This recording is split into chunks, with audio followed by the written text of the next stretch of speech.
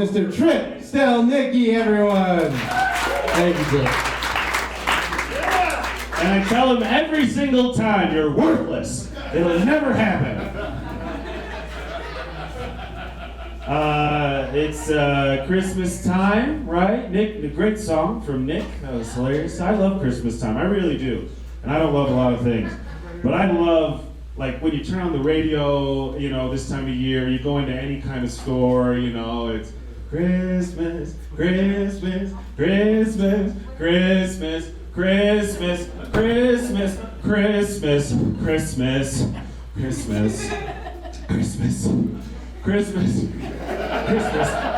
Christmas, Christmas, Christmas, Christmas, Christmas. I love this time of year. Everywhere you go. So this is gonna be so stupid. But we're gonna do it anyway. Okay. So you heard about this new variant, this new variant, Omicron, the new variant. It's bad news. It gets around fast, faster than my ex-wife. Whoa. They say it's 3 times as infectious as the last one. 3 times as infectious. It reminds me of my second ex-wife. They say it's gonna ruin Christmas. I said my bitch sister already took care of that. Hey!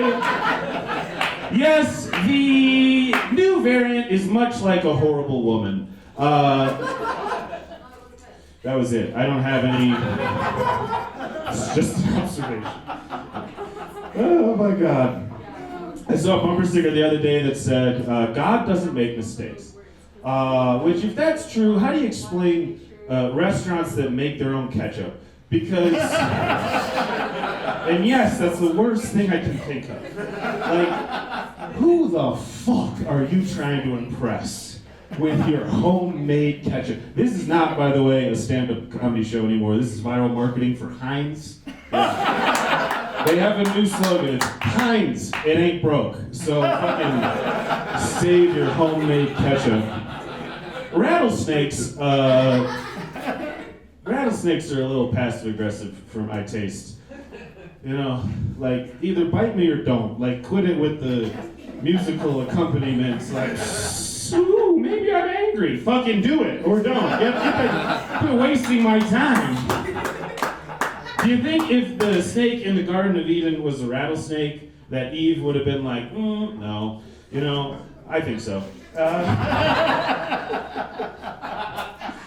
It's stupid. There aren't other animals with like a percussion component, you know? Like, run away! It's a tambourine Wolverine! Like, stupid.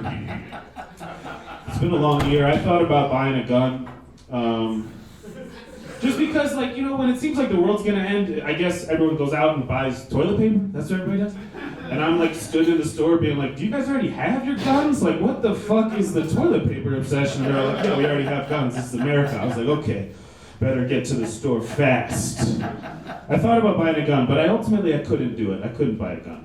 And I don't mean legally. This is America, you know? You couldn't buy a gun. What was Walmart closed? They're 24/7. Huh?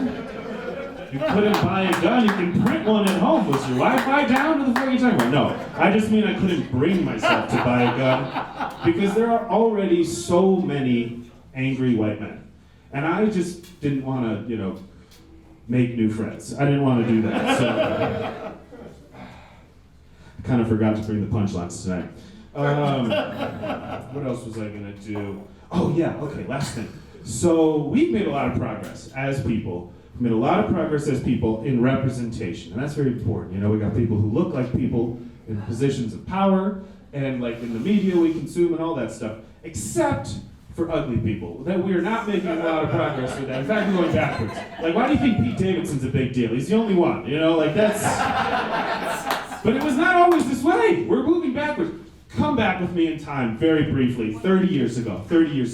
Who was the #1 movie star that Hollywood, when they were like, we need a guy who, men want to be him, women want to fuck him, and everybody in between wants something to do with him. He's going to be the star of comedies. He's going to be the star of romantic comedies. Who was it?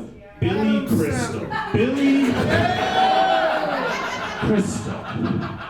They're pitching this movie. They're like, all right, it's going to be a big summer hit. It's going to be a romantic comedy. It's timeless, and yet it's also modern. It's sexy. It's smart. It's going to be everything to everybody. This is going to be a big hit. Love it. Who are you thinking for the romantic female lead? Well, I think it's an easy one. We're going to go with Meg Ryan.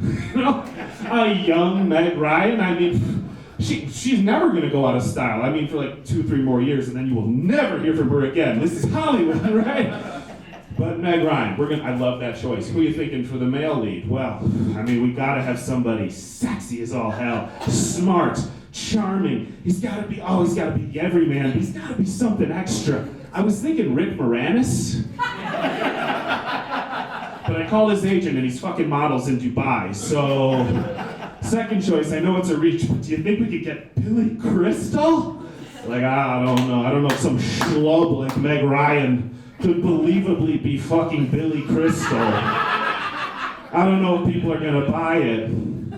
If Billy Crystal was coming up today, he'd be like an extra who pops out of a garbage can in Fast and the Furious 10 with like a rotting tuna sandwich. Like, whoa, that's a fast car.